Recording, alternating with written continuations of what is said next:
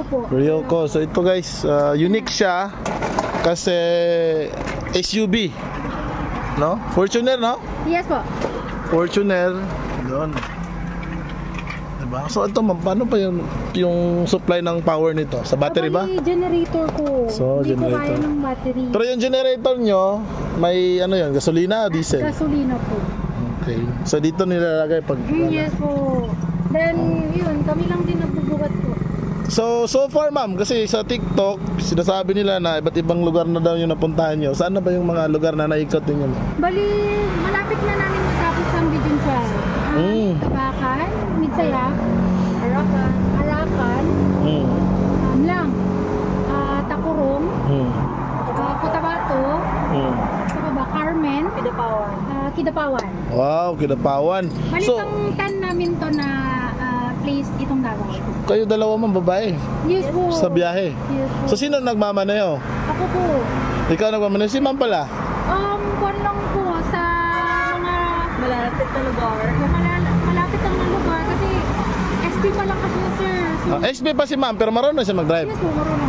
Kasi sa batas din natin sa Republic Act 4136 Section 30, ang isang SP holder ay pwedeng magmaneho accompanied by duly license. Ano ba yung license mo? Non-pro po. Regardless kung non-pro or pro, so pwede kang magmaneho basta nandun siya. At yung code na minamaneho mo, meron din siya. Anong code mo?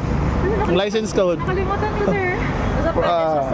Kung code A or B, so dapat may, kung sasakyan ng minaneho mo, code B, so dapat may code B din siya. So kasi kung wala siyang code B, hindi ka pwede magmaneho. So yun yung explanation doon. So si ma'am, wala ka pang SB ma'am. Wala pa. So paano yun kung nakatulog si ma'am? Pero pwede man kasi nandun ka, pero dapat gising ka eh.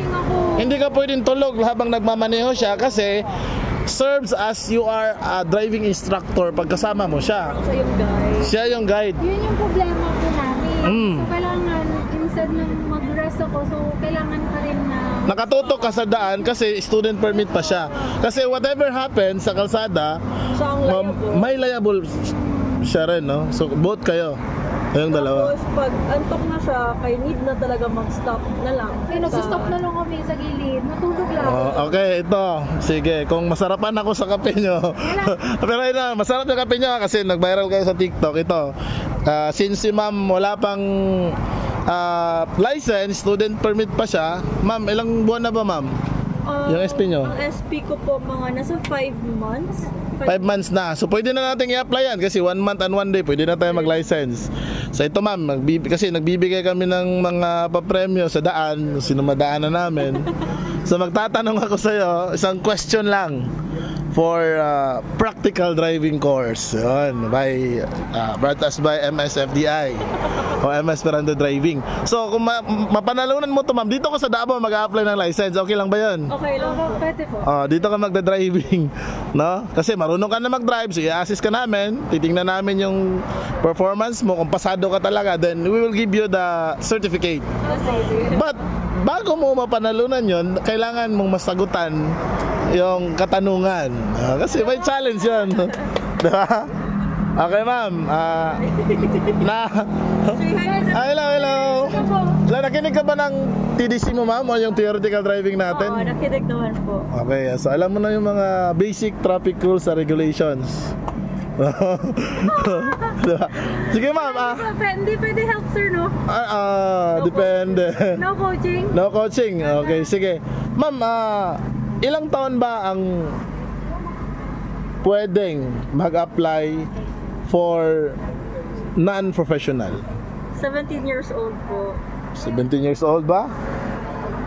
17 to 18. 17 years old? 17. As Final answer? Final answer na ba yan? young as 17. As long as... As old pala. As old as 17. Oh, may pala. So 18 is, below 18 is minor. So kailangan din natin ng Parents consent. parent consent. Okay, so 17 for non-professional. Okay, congratulations! Po kayo ng libre practical driving course. Pero yan, ma'am, pakihawak mo na ma'am. Hala! Kasi may coupon yan ma'am. Hala! May coupon yan. Okay, so dito tayo magsusulat. Nahuli ka ngayon. Sir Mark? Sir, nasa magkano yan, sir? Kung... Ito, kung mag-aaral kayo nito, ma'am, sa practical driving natin, 5,000 po sa amin, including na kasi yung minor vehicle maintenance and servicing. Hello, tapos for free! Ito, for free to, ma'am. Bibigay natin. Guys, ako sa ate ko. Buti nakinig ka.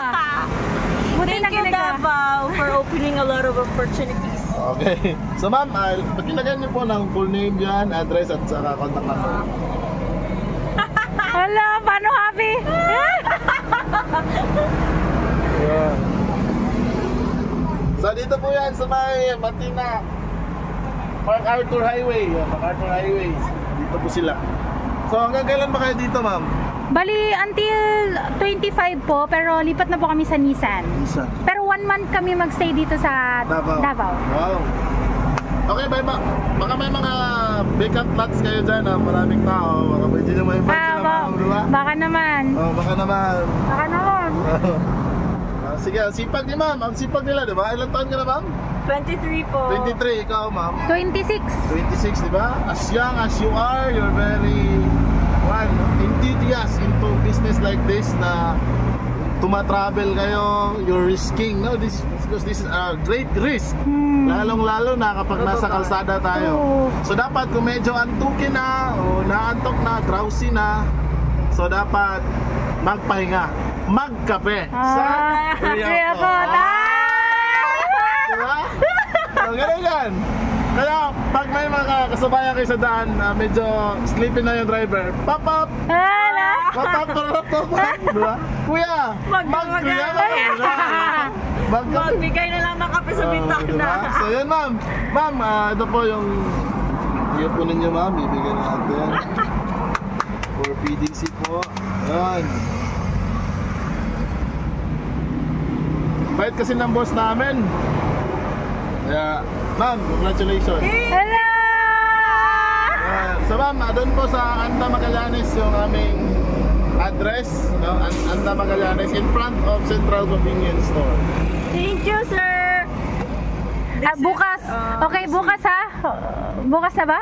Agad? Bukas kung may time Kuha tayo agad. Picturean Guys, kayo. I just Pero ititest namin muna si ma'am sa TDC kanyang po. driving kung makapasa siya din. Okay. Wala, ayusin mo pag-drive mo. Okay? Hello sir, thank you. Okay, thank you guys. Thank you. So,